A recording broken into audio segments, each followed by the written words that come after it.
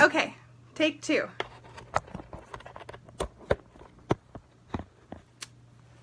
Hello everyone. I think I have this fixed-ish now. All right. Hello, I am here. Oop. I'm apparently dropping things. My setup is not happy with me today, so I apologize, everyone. Let's try this again. All right. Okay. Not touching anything anymore. I should be balanced and all set. Let's try this again.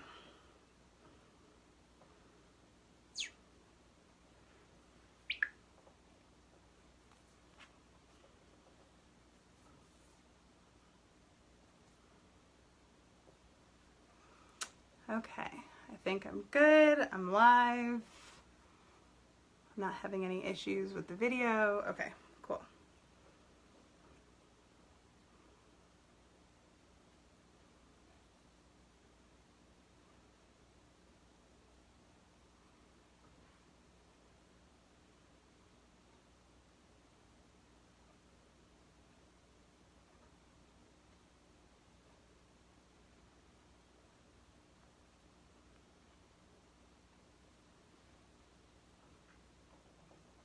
Okay. Hello, are people there? Can you hear me? I was having some issues with my, with everything getting posted.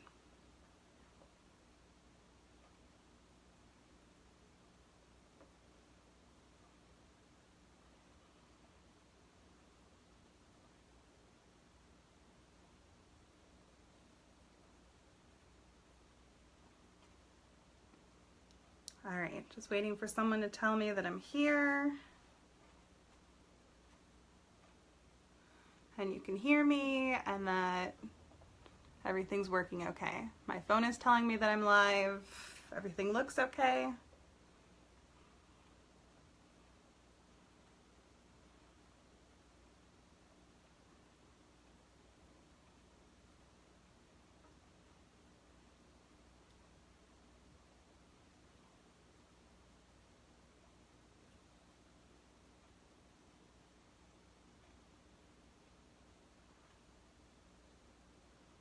Why did my post fail?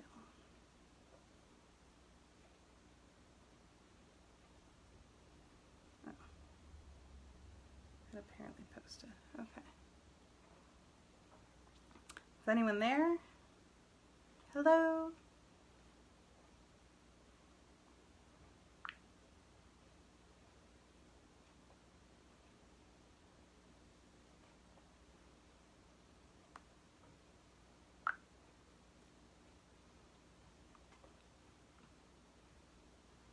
All right, thanks Eric for letting me know about the post. I know the old post, there were some issues with apparently my feed. All right, so it looks like I'm live. It looks like I'm on here, just waiting for people to, oh, I see someone joined. Cool, okay. Hi Eric. Okay, awesome. Can you hear me okay? Sounds good. Can you hear me okay? Sounds okay? I'm having some issues with my devices today.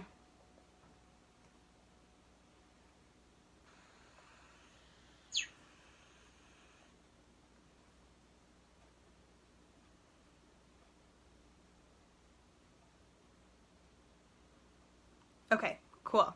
All right, so I'm going to monitor with my iPad, so I'll be looking down every once in a while, just making sure I can see your comments for those that are watching. So I think if you can help do some sharing, Eric, that would be super duper helpful. And I'm going to get started. So, oh, let me share it into the event.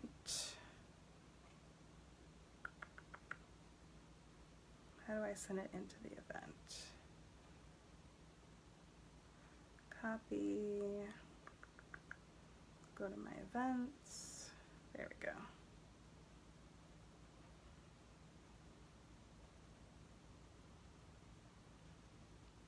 Okay.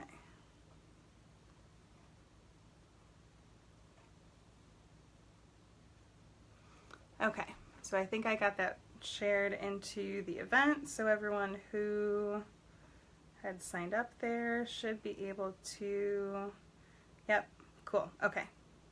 Cool, excellent. All right. Thank you for sharing and tagging. So I'm going to get started a little bit first, just talking about public education, currently what is going on. I have a really long list of things to talk about today. So what I'm going to first talk about is K through 12, and then I'm going to get into charter schools, and then I'm going to get into higher education. So I'm going to go for a long time. Please feel free, pop in and out, depending on what kind of questions you have and things like that. I really could talk about this for like a month. I was joking with my superintendent earlier today about that. So I want to talk first about kind of the crisis in public education and the things that are currently happening, which is our substitute teacher shortage and our teacher shortage, which is really going to become a much larger issue coming up. So we currently have a shortage of substitute teachers across Michigan. Those of you who are in public education are fully aware of this issue. And one of the things that we need to do, there have been some bills that were introduced into the state legislature about trying to recruit new talent and trying to get more teachers into our state and things like that. Part of the problem is that our state has this reputation for being negative to teachers in the industry, and so we really need to work first on making sure that we have the correct components to public education in place in terms of what we are doing as a state for our teachers to support them in their profession, and also what we're doing as a state to promote better public education for our students and for our children. So the first thing to talk about is classroom ratios, and classroom ratios are really important, especially in the younger ages. So we really need to fix some of these issues with our ratios of students to teachers, and part of that is funding for public education. For my school district in particular, when I came onto the board, our teachers were in the process of taking an 11% per year pay cut.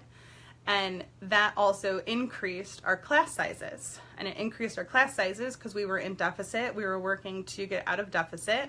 And we were working to basically operate our school district. And schools have so many different kinds of funding coming in that we really need to make sure that as a state, if we do any kind of mandate when it comes to education, and we're talking about specifically with class sizes, we can't do a mandate saying that we need 20 or 25 students to a teacher in elementary schools and bump that up a little bit as it gets into middle school and high school without making sure that we have enough money going into our school districts to properly pay our teachers for those class sizes. Otherwise, we're just going to continue to have the same problems that we currently do today. So when talking about classroom ratios, literacy is a really important component, and especially right now we have a crisis of literacy, specifically in Detroit Public Schools, but it's across our state. So again, this is a funding concern. Everything in education is really a funding concern because public education does not generate its own revenue. So one of the positive components about the legalization movement and legalizing marijuana is that we can make sure that if we properly legalize and we put some proper protections in place for what marijuana funding is going to go towards, like our roads and our public education, we can also make sure that we have an additional source of funding for our public education. We also have this question and problem when we talk about funding that we had like this lottery money and other kinds of things. And what happened was with Proposal A, our state took this new source of revenue for public education, and then we basically removed other sources of revenue. So even though this actual revenue that we currently had going forward was supposed to go towards additional funding for public education, what our state has done historically over the past couple decades is then remove additional sources of funding. So we can say that, we had more sources of funding coming in for public education, and then we took other sources away, and so we technically actually dropped public education even when saying we were getting new funding. So I think that one of the things we need to do to prevent this in place is to have some additional protections when it comes to earmarked funds in our general fund to specifically go towards public education, making sure that our state legislature can't actually remove that funding when we get additional sources of funding to boost up our education funding. So I just had a question about regulating charter schools. Yeah, so Michael, that's a great question, and I actually have a full kind of point that I'm going to be talking about charter schools specifically a little bit later. But to answer your question kind of quickly right now, no, I do not agree with for-profit charter schools. I also do have some issues with the cyber schools getting the same kind of money when they don't have the same needs in terms of when schools are allocated specific amounts of money for, like, per student, that's for teachers, that's for supplies, etc. And cyber schools do not have the same kind of overhead that public brick and mortar schools do. So no, I do not agree with cyber schools getting the same state money as public schools. But I'm going to get into a little bit more on charter schools in a little bit. And yes, we absolutely need to restore funding to public ed. So let's talk about this literacy problem. The literacy problem across our state is an issue that is really kind of concentrated in terms of legally right now on Detroit Public Schools, because Detroit Public Schools has been under state control for so long. And what has happened is our state currently is arguing in the court of law that they do not have to provide literacy to children. And then they've also passed this new third grade reading law, which requires school districts to basically hold students back if they are not up to a certain level of literacy in third grade. So it's really interesting to see currently kind of legally exactly what our state is doing, which is kind of a mishmash of not really wanting to fund public education and then putting some additional mandates on public education on things like literacy. So it's kind of silly, I think, in my opinion. It's silly for the state to say we want to require this third grade reading law and then also be arguing at the same time in court that the state does not have to provide proper literacy education to students. And that really kind of ties into this issue of segregation and racism in our funding. So for those of you that watched my pre-recorded Fireside chat on public education, you'll see some of these issues kind of brought up to light, and I have a lot of documents about the issue that we have seen an increase in segregation in our public schools, and part of that is because of school of choice. And we are also allowing our students to move into other charter schools as well. So this also ties into charter schools. So within charter schools, within public schools, and across the board of our state, we have seen an increase of segregation in just public schools everywhere. On the west side of the state, over here in the Metro Detroit area where I am, this is a serious issue that needs to be addressed, and part of it is that we need to stop this issue of allowing parents to pull their students out of their local public school, and we need to stop this issue of school of choice. I'm very much against this issue of school of choice, although I do agree that parents do need some choice in terms of their education, but part of that is putting pressure on your local school boards, making sure that your local school board is doing the right things for your school district. And part of it is also making sure that you're putting pressure on our state legislature, because our state legislature for a really long time has been allowed to make cuts to public education without an uproar from the public. And that really needs to change. We as Michigan, as Michiganders, as average citizens, need to be more engaged in our political process and need to be making sure that where our current issue of our public education is in terms of funding and things like that is that we need to put pressure and let our lawmakers know that they will not be reelected if they continue to do these same things. So this issue of funding is also really kind of tied into the issue of income inequality. So income inequality across Michigan is extremely high, and we can see this specifically in our schools. And that's from what's called Title I funding. Title I funding is a federal source of funds that goes to school districts that have students that are receiving low income free and reduced lunches. And so we currently have, and the 2013 numbers was the easiest number that I could find, but they're still pretty relevant today, I believe, which is that 3/4 of the schools in Michigan, of the schools, the physical schools, not just school districts, 3/4 of the physical schools in Michigan are Title I schools, which means in those buildings, 40% or more of the children that go to that school are on the free and reduced lunch program. And that is a problem.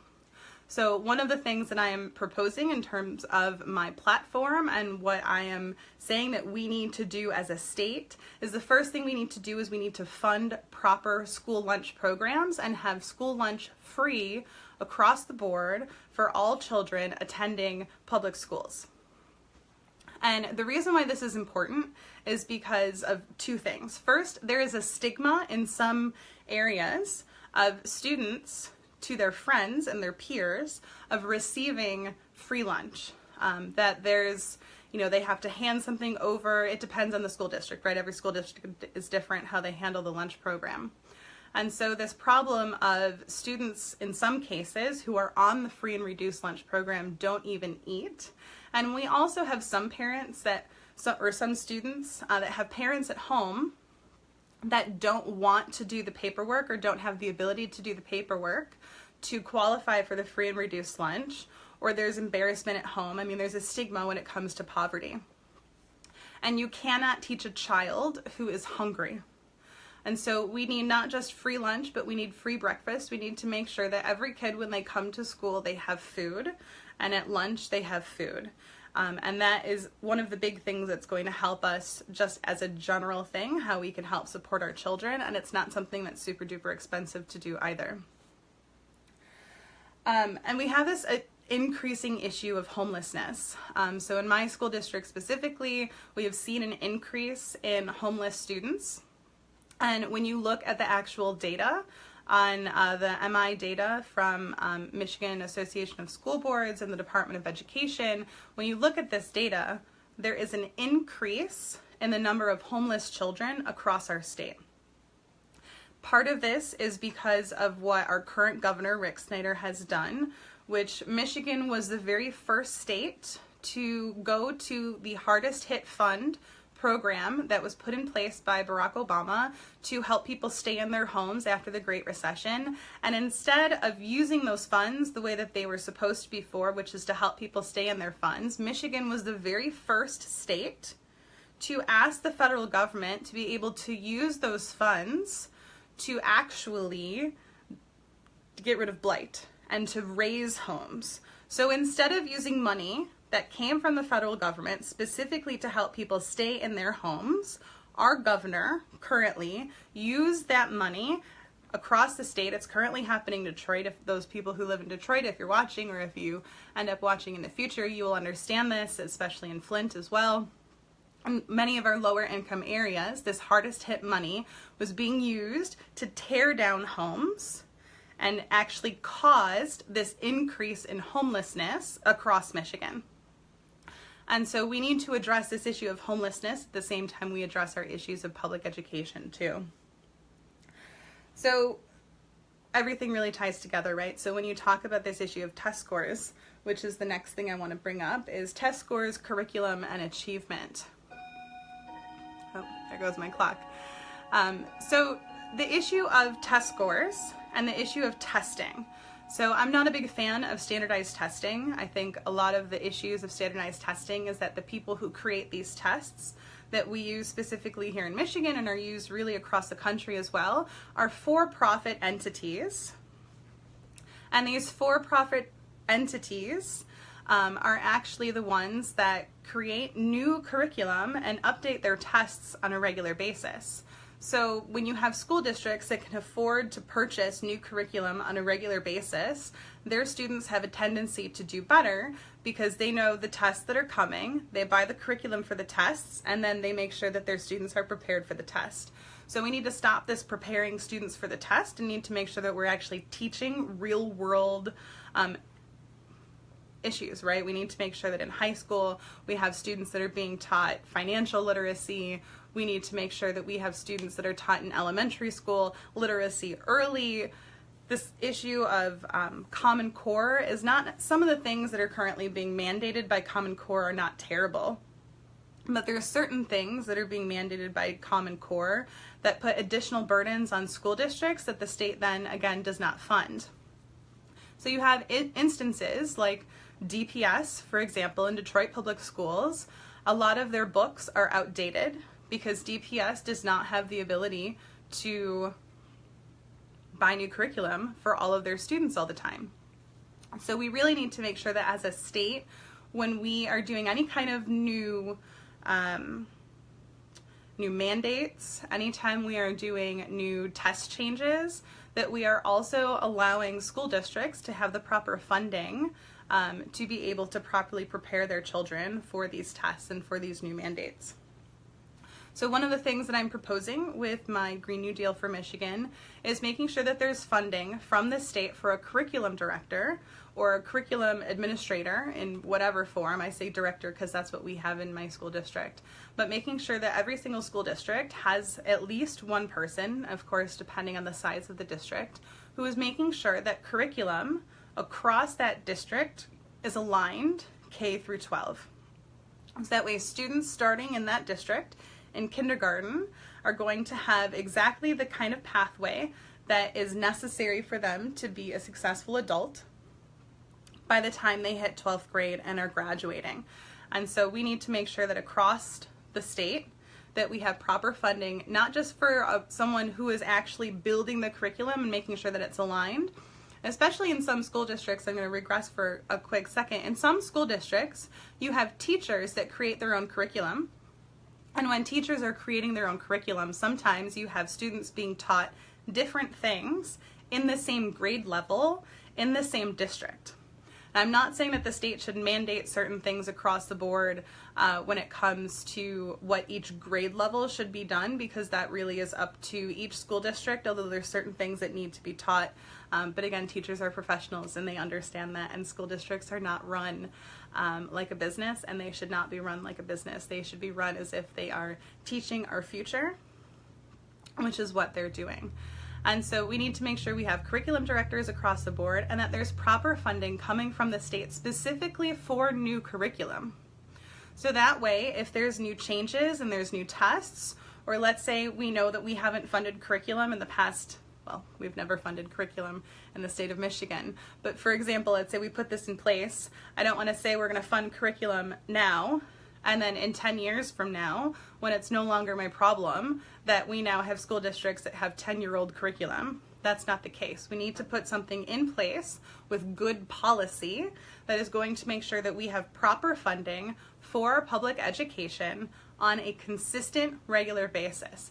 And that should really be a discussion between school districts and educators. It's not something that I'm going to say that I'm going to mandate right now. I'm saying this is something we need to do. How often do we need to update our curriculum?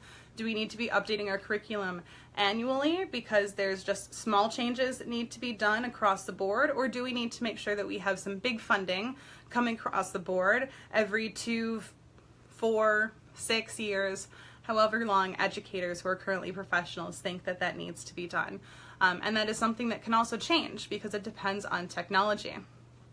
So when we talk about curriculum, we also need to talk about this issue currently of technology in the classroom. Because right now, you cannot be a successful cashier if you don't know how to use a tablet. The way that business has been moving and the way that we currently live in the 21st century is you need to be able to operate a tablet, a Word document, in order to even have some of the lowest jobs that are out there. And I'm not saying lowest as in they're the worst. I'm just saying even like the lower paying jobs when we talk about minimum wage issues and minimum wage jobs.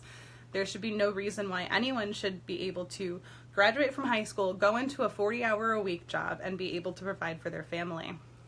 That is the American dream, and that is something that we need to do. And that does include, of course, in raising our minimum wage. But we need to make sure that our students are even prepared for the simplest of those jobs, which is making sure that they have access to technology. So there's some school districts still in our state that do not have tablets for their children, that do not have access to computers to their children on a daily basis, and that's something that needs to change, because we cannot have our future, we cannot have the kids in Michigan be successful adults in the future if they don't have access to technology as early as elementary school. So I want to talk a little bit about sex ed and teaching consent, and I see simply raising property values so the rich get richer. Yeah, I mean, that's a problem, right? So all of the policy that is currently in place in Michigan and really across our country is for the wealthy, because they're the ones that own our politicians, and they're the ones that tell our politicians what they should do, and then they go and they do it, and then they try to tell us that it's good for us, which is usually not the case. And so we need to make sure that we have more people in office, and part of my job as running for governor as a Green Party candidate is to recruit more people to run on the Green Party ticket, so that we can actually have real people make real policy decisions for all of us and not just for the wealthy. So if you are interested in running for office in Michigan or elsewhere, I'm sure if you're outside of Michigan and watch this for some reason, I can help you get connected to your local Green Party.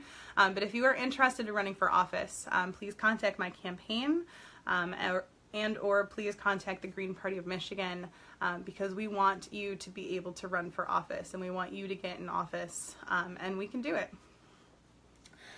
So let's talk about sex ed. Oh yeah, teacher salary. So I'll bring that up in just a quick second, Eric. That's a good question. So we in Michigan are an abstinence state, which means that we teach abstinence education, and that is the only thing that school districts are required to teach across our state. Now, I know that there's a lot of school districts, specifically in my area, that do also teach, actual proper sex education.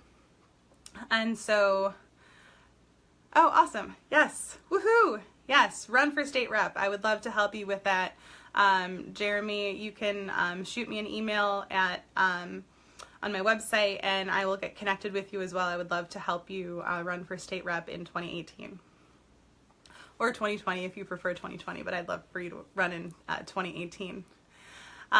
So let's talk about this issue of consent. So obviously, with what was just happening with Larry Nassar, when we have all of these new issues popping up every day, we just had a young woman in the Kalamazoo area who was murdered after she was raped. And so this issue of rape across the board is a huge problem. There's been an increase in rapes in Detroit, and we need to make sure that we teach consent in school. And I'm not saying that we need to teach sex ed and what, all of the differences between men and women and etc. To elementary school students, but we do need to teach consent to elementary school students, and that's where it starts. We need to teach children what is okay for them in terms of people touching their bodies.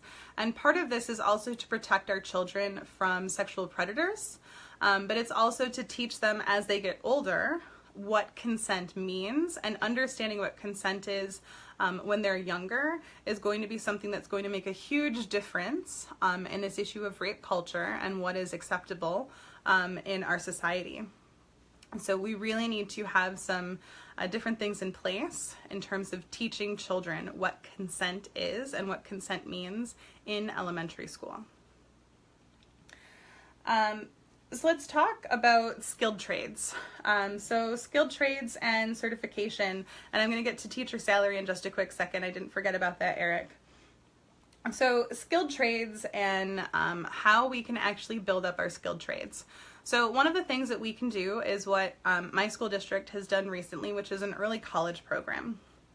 And these two things really go together, which is preparing our students in high school for higher education.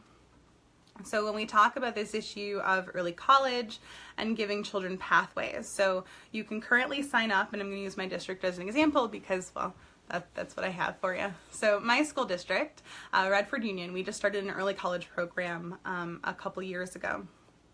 And so we have students going through this process right now. In 9th grade, they kind of start taking a couple college courses, and they pick a pathway in 10th grade, which means they can get some starter courses in freshman year, and then in 10th grade, they have the ability to now choose what kind of classes they want to start taking. So they can choose, some current pathways are being an EMS, being a firefighter, so those are some trades. You can also go into business and accounting.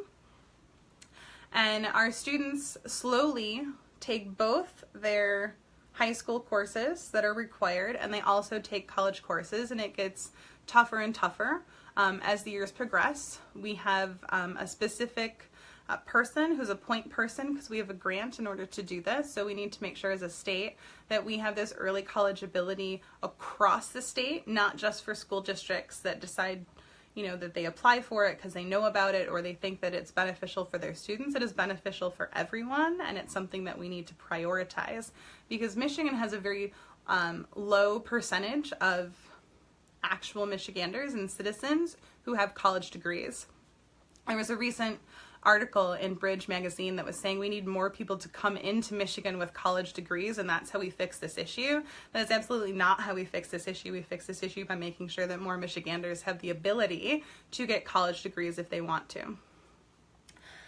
So having skilled trades as a pathway and making sure that our students know that they have an ability to not just get a high school diploma, but they have the ability to graduate from high school with an associate's degree in an accelerated pace. Now, of course, this isn't for everyone, but it should be an option because there are some students that know exactly what they want to be when they grow up, when they're in 9th grade.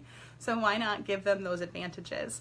And what some of the professors have shown is that when students go through an early college program, by the time they are taking higher level courses to complete their bachelor's degree, they are better students because they have learned the skills to be successful in college as well. And they are also more likely to not only graduate from college, but also to do better in college as well. So this is something that's really important for our students. And so this includes trades. And part of the problem with trades, and one of the reasons why trades have kind of fallen off the board in public education, is we have less and less people who have trade certificates and are, say, experts in their trade, even for auto shop, who also have a teaching certificate who can actually teach.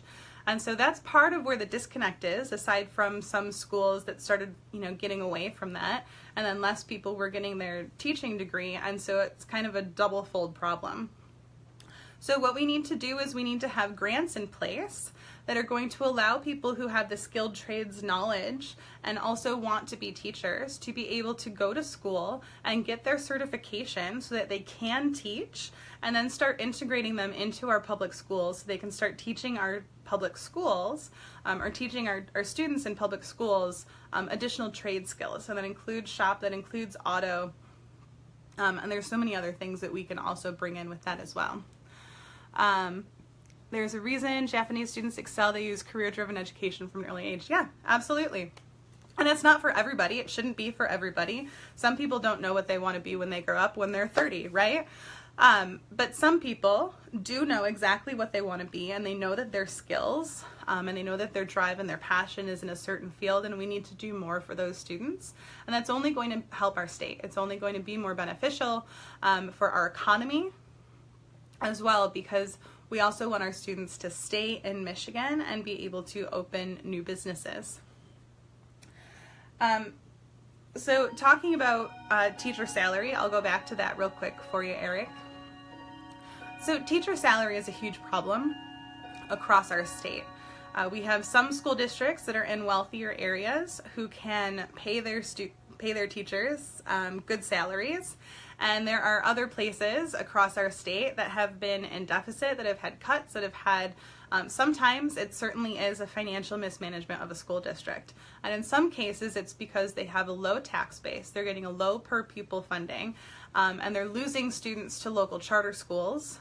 And so therefore they have to make cuts, and really one of the only places that schools can make cuts in, especially now after having over a decade of cuts to public education, is teacher salaries. So part of this increasing teacher salaries is going to come from increasing the dollar amount that we're putting from our state into our public education system. And like I mentioned kind of earlier, I'll go back to it real quick for those of you that are new to the live feed, making sure that we are giving schools the proper dollar amount. And if we as a state decide that we want additional sources of funding for schools, making sure that the funds that are supposed to come from the general fund to our public education are not also cut at the same time we have an increase in funding, which then does not increase our funding. So we do need to have some kind of a mandated earmark in our general fund that is going to always specifically go towards public education.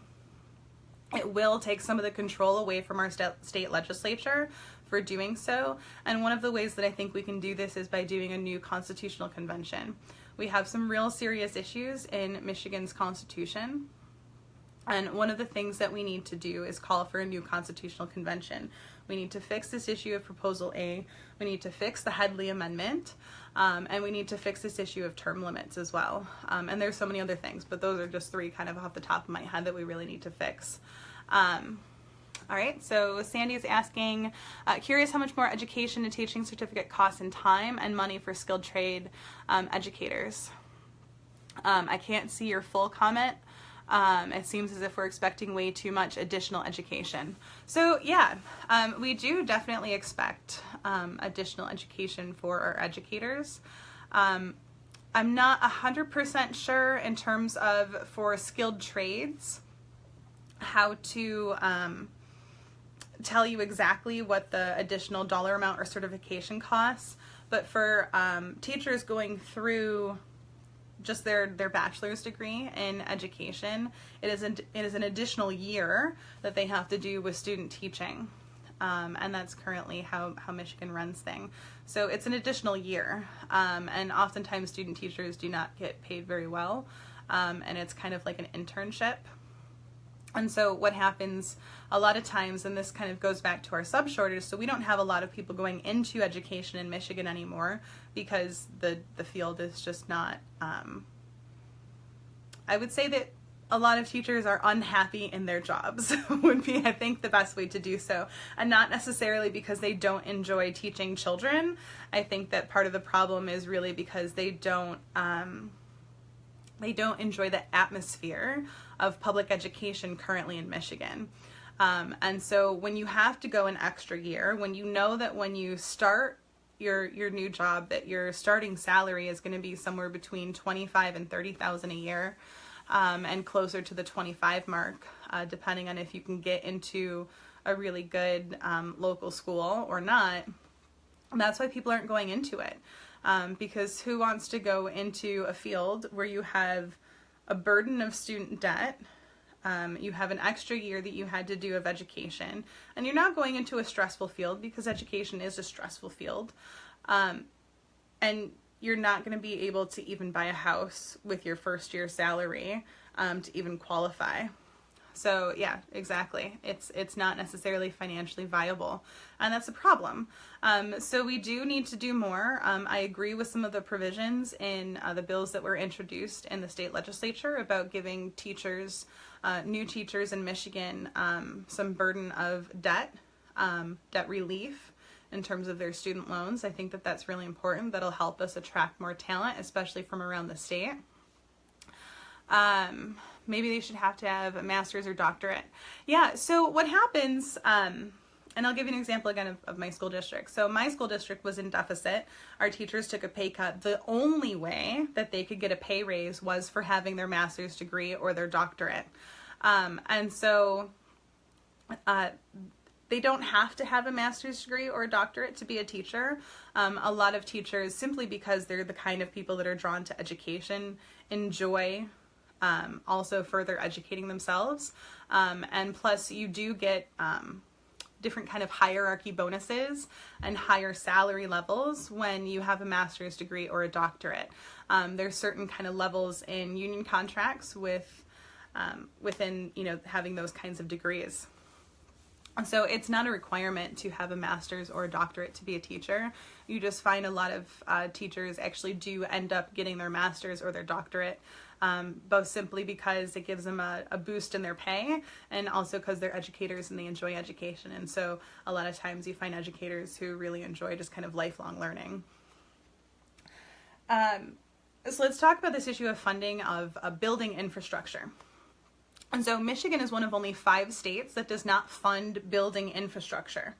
And this is a huge problem. So that's why we have a lot of schools across the state that have crumbling roofs, that have warped floors, like in Detroit Public Schools. We all saw some of those terrible photos that are currently happening. And so this is a problem because it is up to a local community to do a millage to fund building infrastructure. But there's limits on what kind of millages that different communities can do, and it's based on property values. So communities, especially right now, and so we started looking at doing millages in Redford Union a few years ago.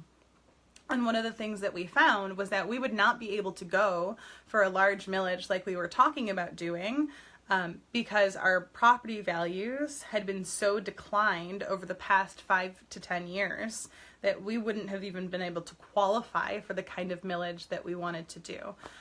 Now we're kind of able to do so, and we'll be talking about that in my community kind of in the near future about doing a new millage. But our state needs to be funding building infrastructure. It should not be up to a local school district to take money that's currently going to their children and to normal operations to also go towards things like a new roof if they need to, or have to go to an impoverished community saying we need to increase your taxes in order to put a new roof on the building. That should be something that's just natural maintenance, that if we believe in public education as a state, that we need to be giving some earmarked funds specifically always to building maintenance to every single school district in our state all the time. We should never have issues where there's communities that don't have the ability to do millages to just put a roof on their school building, or that they don't have the ability to do a millage to have technology in their schools. We need technology in our schools. This is 2018. It's not an option. And we need to make sure that we have this ability. And so it's not an option. It's something that needs to be earmarked, and that's something we can either make a constitutional change to, or we can make legislation to change to. But we need to do something more, and we need to make sure that there's money going towards our building maintenance. And so that also kind of goes along with the other funding that we need to make sure that is constantly going to schools, which is for teacher professional development. And our teachers for a very long time have kind of been piecemealed professional development depending on who volunteers at a school district to go to certain different kinds of professional development seminars and things like that. Our teachers need continual professional development.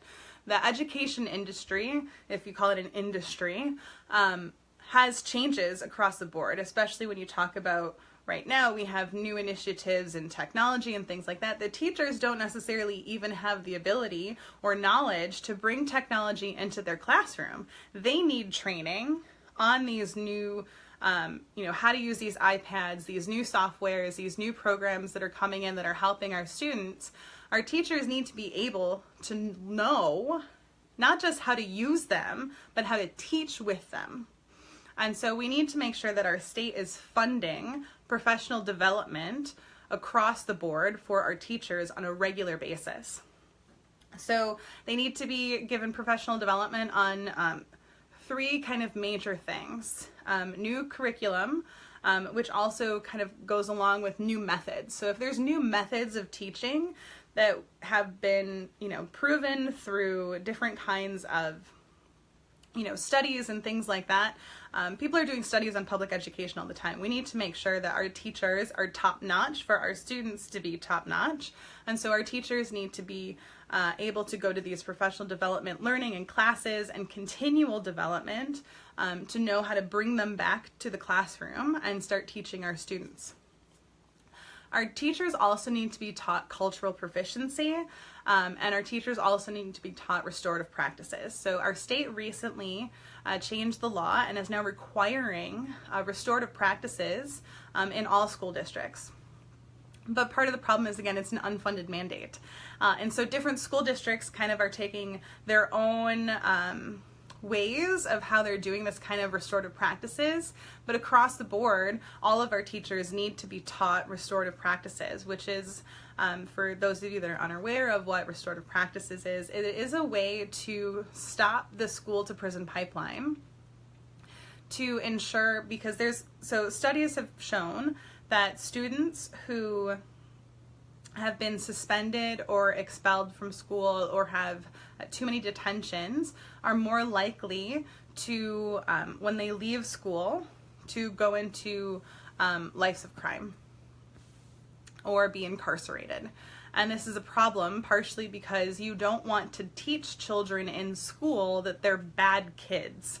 And so restorative practices is a way of, when you do need to suspend a student or give them, long-term detentions and things like that, that when you bring them back into the school and you bring them back into the classroom, that you have kind of a healing space, and the student then kind of takes, it's a responsibility piece, right? So the student has to take responsibility to their peers as well as to their teachers and other adults for the reason why they had to leave their classroom. And it's a way of understanding, of course, that they, as the person who did whatever they did to get suspended, disrupted their class and their peers and apologized for it. So it's them taking responsibility for their actions and understanding how their actions hurt other people and harmed other people. So it's a really also kind of a life skill, which is really important.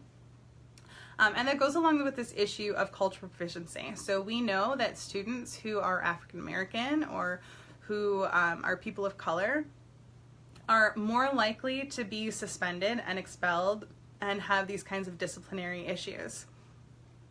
And oftentimes there's a disparity between our teachers and their students.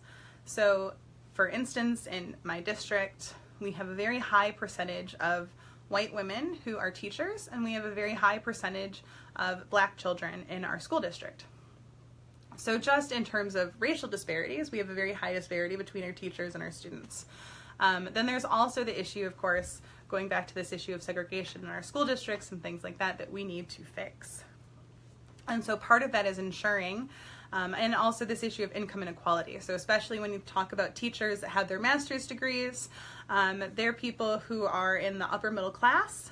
And if they are teaching students who are lower middle class or working poor, they already have a disparity just as a divide of what kind of a life that they're coming from. And so we need to make sure that our teachers have all the skills necessary to help our students no matter what. It doesn't matter if a student has 2 parents that are working 3 part-time jobs. It doesn't matter if we have a student that has a parent that's incarcerated. It doesn't matter if we have a student who has a parent that's disabled. We need to make sure that all of our students have the same opportunities, and part of that starts from these issues of cultural proficiency as well as restorative practices. So when we have students that act out, especially when they're younger students who are acting out, oftentimes it's because there's certain things happening at home that they don't necessarily have the proper coping skills. And so we need to make sure that our teachers are equipped to help those students as well. And same with our counselors too. We need to make sure also that we have the proper funding for counselors and social workers in our schools, and more funding for counselors as well as social workers in schools that have a higher percentage of low-income children. Now there is some funding from Title I for that, but the state needs to make up some of that difference as well. So I want to talk real quick about special education, and then I'm going to move on to charter schools unless anyone has any other questions before I move on. So in Michigan, we actually do a much better job of special education, I think, than in some other states. We do allow our students to go to school up to age 26 and give them additional supports and things like that, and that's something that we need to continue. And we just need to make sure that we have all the right checks and balances when it comes to special education in our state. I think so far we've done a pretty good job with special education in Michigan, but one of the things that we do need to be aware of is these increasing instances of ADD, ADHD, and children who are lead exposed. So specifically speaking to Flint, we know that every single child in Flint must be considered lead exposed, and there needs to be additional funding going to Flint and other school districts where we know that there have been an increase in blood lead levels across the board in those districts, to fund additional services for those children that are going to have additional special needs because of what they've been exposed to. All right, so anyone have any questions before I move on to charter schools? Okay. So let's talk a little bit about charter schools. So the first thing is we need to remove the profiteering from charter schools. It should not be legal to have a for-profit charter school. If someone wants to have a for-profit private school, that is a private school. They are more than welcome. People who can afford to pay for those kinds of services. I have no problems with for-profit private schools if that's how private schools want to operate and that's how people want to pay to send their kids to. But I do have a problem with for-profit charter schools that are receiving state money that is being removed from local public education and local public schools, and then all of us suffer because of it, especially because charter schools do not have the same kinds of provisions that public schools do. So the first problem is public accountability. So we just saw this recently with the EAA, that the EAA was authorized by Eastern Michigan University and was operating in Detroit. There's no public transportation for the people of Detroit to get to to Eastern Michigan University and their board and hold them accountable for things that the EAA was doing. It took way too long for the EAA to be shut down when we knew that it was failing its students, and we knew that it was pulling money out of Detroit public schools, and we knew that children were suffering because of it. Any charter school that operates across Michigan needs to have some form of public accountability where that local community can make a vote decision to shut down that charter school, period. It should not be acceptable that if a university is chartering a school, which is fine if universities want to charter that school, but that local community where that charter school is operating needs to be able to shut it down if they don't like it operating in their community, period. There needs to be public oversight, and that is, I think, the best way to have public oversight of charter schools is to allow local communities to vote to shut them down if they wish to do so. Now, when we talk about shutting them down, I want to talk about this issue of charter school closures in the middle of a school year, which happened recently in Southfield a couple of years ago. And I know that happens elsewhere. So charter schools, because many of them are for-profit, if they run out of money, they don't have access to the school aid fund to be able to borrow money to continue operation. What happens is they just shut down, and all of a sudden you now have students who are no longer in a school. Are you talking, no, so I'm not talking about local school boards. I'm talking about with charter schools that a vote of the community, not just a local school board, because sometimes you're going to then get into certain issues with boards versus boards. I'm talking about an actual local community. So I'll use Redford as an example. If there is a charter school in Redford that the people of Redford know is not doing the right thing for their students, that the people of Redford can vote to close down that charter school.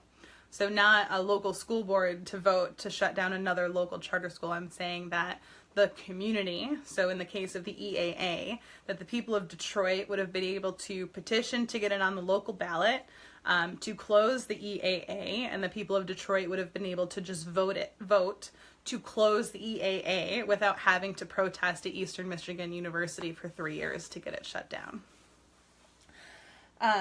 So this issue of closures, how are regular folks it's not necessarily that regular folks are qualified to make that decision. People know if a charter school is not doing well. In the instance of the EAA was failing its students for quite some time.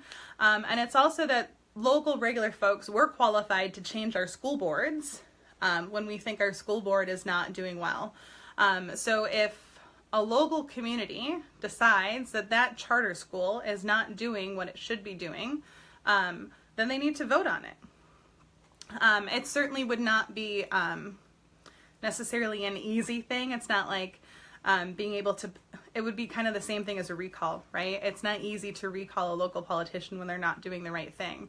It really takes someone really doing not the right thing for people to get together and petition to put it on the ballot and then vote.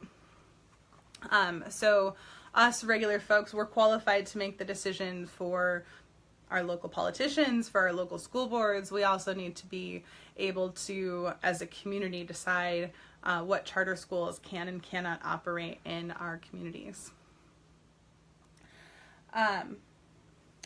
So we also need to have, aside from this public accountability piece on charter schools, and this issue of early school closing. So a charter school, if they cannot operate for an entire school year, then that charter school should not be able to operate for that whole school year. There needs to be some kind of oversight from the state and the state treasury department if necessary, but really it should all be in the Department of Public Education. I don't agree with the move that Rick Snyder did to move some aspects of public education to the Treasury Department. That's the way it currently is right now. We need to move that back and make sure that our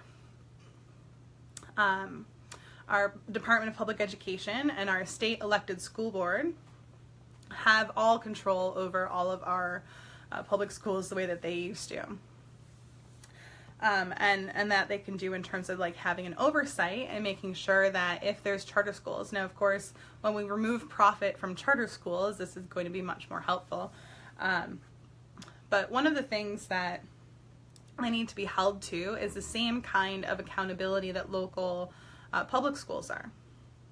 So this issue of testing and teaching requirements and other things like that, they also need to have the same kind of requirements and need to be held to the same standards as the rest of us. So when I think of charter schools and the way I want to see a future of charter schools in Michigan is really specialty schools. That is where I think that we can have a huge difference in how education operates in the state of Michigan. So we can remove the for-profit schools. We have additional public accountability, removing school choice. So we have more people staying in their communities for their local schools, which puts more accountability on the local level, on local school districts and local school boards. But having specialty charters is not necessarily a bad thing. So when we talk about what the positives of charter schools are, one of the positives that charter schools can do is to provide specialties. So instead of local school districts having to do, or not being able to, let's say, give the arts. So you have certain children in a, tri-county area or in a county Of course, depending on how large the population centers are. You have some schools that excel in the arts, or you have some students that excel in the arts, and you have some students that excel in math, and you have some students that excel in science. And you know, and those students know, and the community knows that those students are always going to be artists, they're always going to be scientists, they're always going to be mathematicians or whatnot. So I think charter schools can really be kind of the benefit when it comes to those kinds of specialty education, that we can utilize this charter school system and make sure that there are certain kinds of schools in areas that are specific, I would say most likely first to the high school level, and then of course we can see if that works well, but where they use this kind of almost, I would say, trade school programs in other countries. They see students really excel in certain kinds of programs. So you can set up charter schools that are specific to STEAM, and that students who really excel at STEAM have the ability to go into a high school that is STEAM focused for those students. And you have students that excel in the arts, in art and music, and that they can go into a specific school for their high school experience that focuses them on that kind of a specialty. And I think that's where we can still utilize charter schools. So I wouldn't say I'm necessarily against charter schools 100%. I'm against for-profit charter schools, and I am against the issue that charter schools do not have public accountability and are not held to the same kind of standards. So I want to bring up, when talking about charter schools, I also want to bring up this issue of homeschooling. And so this issue of homeschooling, and I'm going to use the example that happened in Detroit, I think it was 2 years ago now, where there was a woman who murdered 2 of her children. She had pulled them out of school and left them in a freezer for like 2 years. The terrible, tragic story. And so we need to make sure that as a state, that for our homeschool students, we have a wellness check at least once a year, if not twice a year, to make sure that those students are okay, that we don't lose track of them, that we don't have students that are falling to this issue of parental abuse. And I know that there are some parents who homeschool that really don't want to have any kind of state oversight, and that's why they homeschool their children and things like that. But we need to protect our kids. And if someone is homeschooling their kids and they're not okay with someone coming in once or twice a year just to check on them, there might be some worse things going on at home.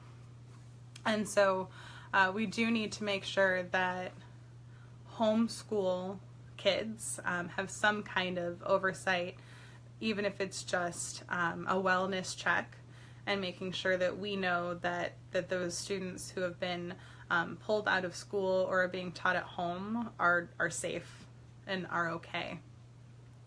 And I also think for homeschooling that they need to have access to electives at the local public school. And I know that is something that is offered, but I want to make sure that that's kind of pushed more. I think oftentimes homeschooled kids don't have the ability and don't necessarily always get the social interactions that they should with their peers, and making sure that electives aren't necessarily forced on them, but that homeschooled kids have the ability to go to their local public school and participate in sports and be on local sports teams. If they want to play soccer, they should be able to play soccer. If they want to play hockey, they should be able to play hockey. If they want to be in band, they should be able to take a band class. Those kinds of things I think are really important, and we need to make sure that that is encouraged to our homeschooled kids, and I think that they will help them as well. Making all school types accountable for thank you, Sandy. So any questions else on charter schools, homeschools, anything like that? I'm going to move on to higher education if I don't see anything come across. Okay. So let's move on to higher education. So this is a huge topic, right? There's been kind of this push to make public colleges and universities free, and that is something I completely agree with. So currently in Michigan, we have promise zones across the state where certain communities do already get free college for their students, and that's why people move there. So it's actually boosted property values and boosted people wanting to move into certain communities across our state that are a promise zone, and that gives their kids the ability to attend any public university or college across Michigan for free. So I don't like the fact that that's only in those certain communities. Why can't we make that free for all of our students in Michigan? It's certainly doable. I think when we start making colleges and universities free across Michigan, the first thing is we can make public colleges free. Certainly that is it's certainly not something that the state could afford right off the bat. In order to, I'm sorry, I'm getting text messages coming across my phone at the moment. I'm not really sure exactly that we can afford to all of a sudden make all of our four-year colleges, all of our four-year universities, and all of our two-year colleges free at the same time. I think that one of the things we can first start doing is slowly easing into this, is starting with public colleges, the two-year universities, free. And then moving into giving additional subsidies to our four-year universities, and then working on making those free as well. Part of the problem with our public universities specifically is that some of the higher ups and like the presidents of the universities are making what I would call kind of atrocious salaries. For example, the president of MSU, who just stepped down, was making $750,000 a year. Now, I'm not saying that people who are in the higher education profession do not deserve to have good salaries. I'm saying that the president of the university making almost $1 million, and I know there's other universities where there are president of the college is making $1 million a year. That's coming off of the backs of our students, and that's a problem. The top 1% is in Michigan. Salary is about $340,000 a year. So they're not only living at the top 1%, they're living way above that top 1%. And again, that's coming off of the backs of our students because tuition has been continually increasing and their salaries have been continually increasing. But I can tell you, when I went to Michigan State 15 years ago, I started taking a 300 level course and I was still being taught by a teaching assistant. And I can't imagine that that has changed much since. And so we need to kind of force our public universities to change how they think about public education and higher education, and part of that is going to be decreasing the salaries of the people up top. So when people want to go back to school, I think that we need to have grants in place for people to be able to change their careers. There's plenty of people currently who may not have been able to finish college, or took a few classes and weren't able to finish, or fell into a career out of high school, have been in the career for 20 years, and now know that they want to do something different but don't have the ability to go back to school to change their career and change their life. And so I think that the state needs to start funding grants for people who wish to change careers and wish to go back to school. So not just what happened, there were some certain grants that came from the state during the Great Recession for people who were unemployed, who went through, unemployment, and part of their unemployment they were able to go back to school and get some grants and funding to go back to school. I'm talking about specific living grants that will allow people to return to college and change career if they wish to do so. And I think that that's also one of the ways that we can fund this issue of trade schools. So the trade schools are not public. And so we can't say that trade schools are going to just be free for everyone. If we make public colleges and universities free, that's not going to include trade schools. And so it will in some cases where there's like police academies and things like that that are within universities. But for like our welders, that's not the case. So we also need to give grants to people that are going into skilled trades, and making sure that they have the ability to also attend those skilled trade schools if they need to do so. So question, what programs would you cut to increase K through 12 education funding, appointed boards or elected boards when it comes to universities? So I'm a Green Party person, so I believe in decentralization. I believe in local control. And so I do enjoy the fact that Michigan does have public boards and elected boards for our universities, and I certainly agree with that more so than appointed boards, because there's more accountability and allows us as citizens to change who those trustees are. I'm sure that there are some trustees that are up for election on the Michigan State University Board who might be shaking in their boots a little bit about whether or not they're going to get reelected this year. So in terms of programs to cut to increase K through 12 education funding, I don't think that we need to cut anything to increase education funding. And I'm saying that really just because we're going to be legalizing marijuana in 2018, and we're going to have a brand new source of revenue that is going to bring, that's a multi-billion-dollar industry that is going to be coming to Michigan starting next year.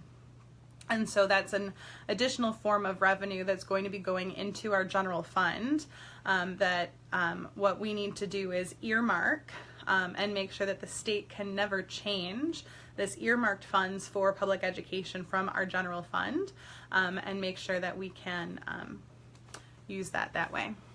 Or create some public skilled trade schools. That's a very good point, Sandy. We certainly can do so, and I certainly would not be opposed to that. We just have so many changes that really need to be done. I'm kind of just thinking of the way things currently are right now, how we can make them better. But I think also that that's something that we do need to look into as a state, is how we can create some publicly funded skilled trade schools. That's a really good suggestion. I really like that.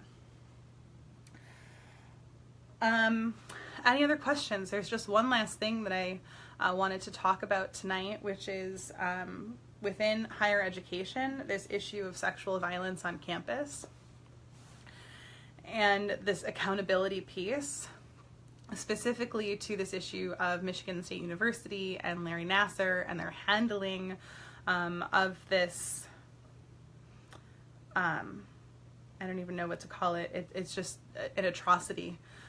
What happened in Michigan State University and what happened with Larry Nassar and these instances of sexual abuse.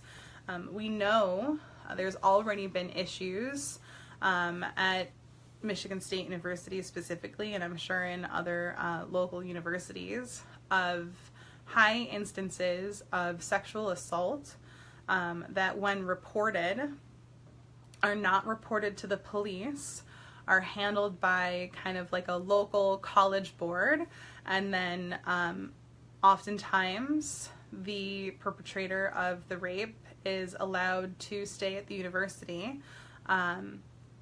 And so we kind of need to change how this handling of rape happens across the board. And even in our K through 12 schools, we need to change this handling.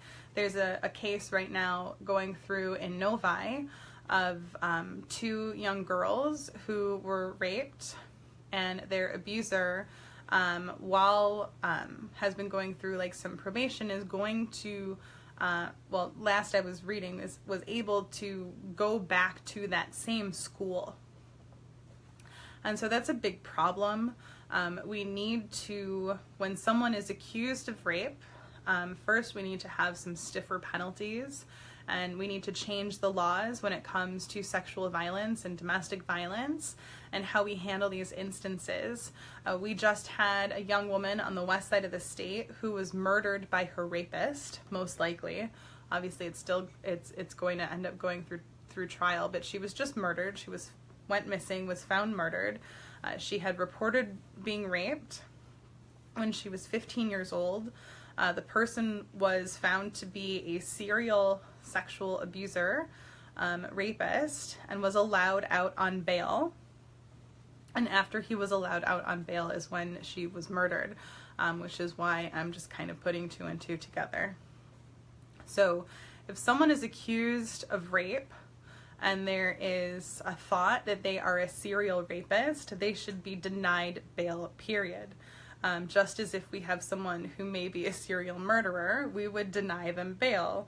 We should not be allowing serial rapists to stay on the street. We need to make sure that police are involved in any and all instances of sexual violence on a college campus or in a high school. And we need to make sure that we have protections in place for the victims of sexual violence, that we have proper funding for counselors in our higher education areas, especially in of course, our public universities and our public colleges, that we fund counselors and we have training and we have support systems in place for people who have been victims of sexual assault. We need to fix this problem of not believing women who are raped, and we need to make sure that we prioritize our victims.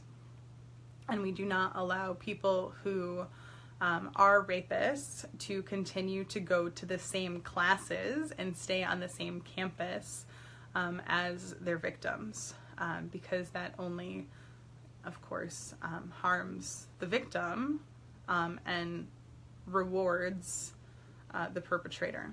And so that's something that we need to take much more serious in the state of Michigan than what we have currently seen in light of what recently happened on the west side of the state, what just recently happened in Novi, and what happened over the past couple of decades at Michigan State University.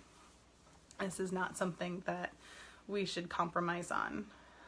This is really a moral issue of how we as a society want to handle this issue of rape, and we need to do more. So, does anyone have any other questions? I know there's still a few of you watching. I've been talking for quite some time. Survivors, thank you, Doug. That is a much better term than victims. Survivors of rape, thank you. Any other questions? Okay, so I'm going to give you guys kind of my little pitch again. If you are interested in running for office on the Green Party ticket, please contact my campaign and contact the Green Party of Michigan. We need more people to run for office who are not tied to this two-party system that has allowed these kinds of issues to continue to happen in our state over the past few decades. We must do more, and I think part of that is by being part of the Green Party, running on the Green Party ticket. So if you are interested, please contact me. I also need your help to run my campaign.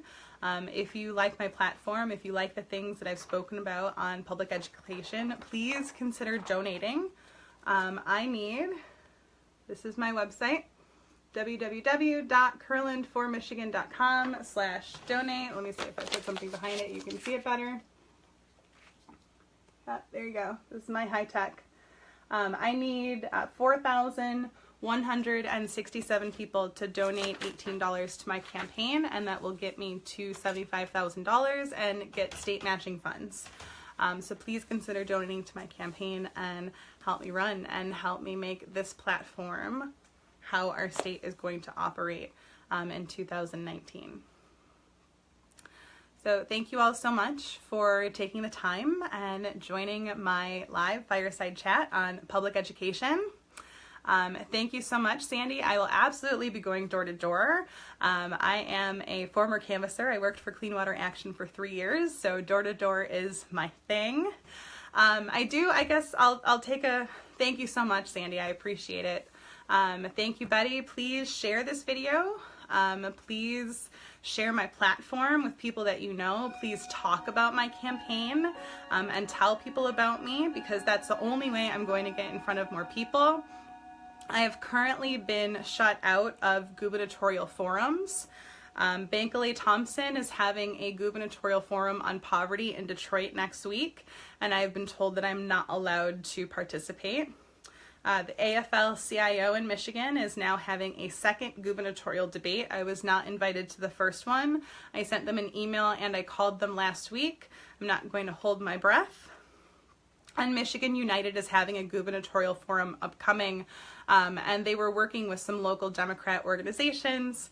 As far as I am aware, local Republican Party organizations were not invited to be part of the Planning Commission. I know that the local Green parties were not invited to be part of this Planning Commission, and they created rules for participation that specifically exclude me from participating in this gubernatorial forum.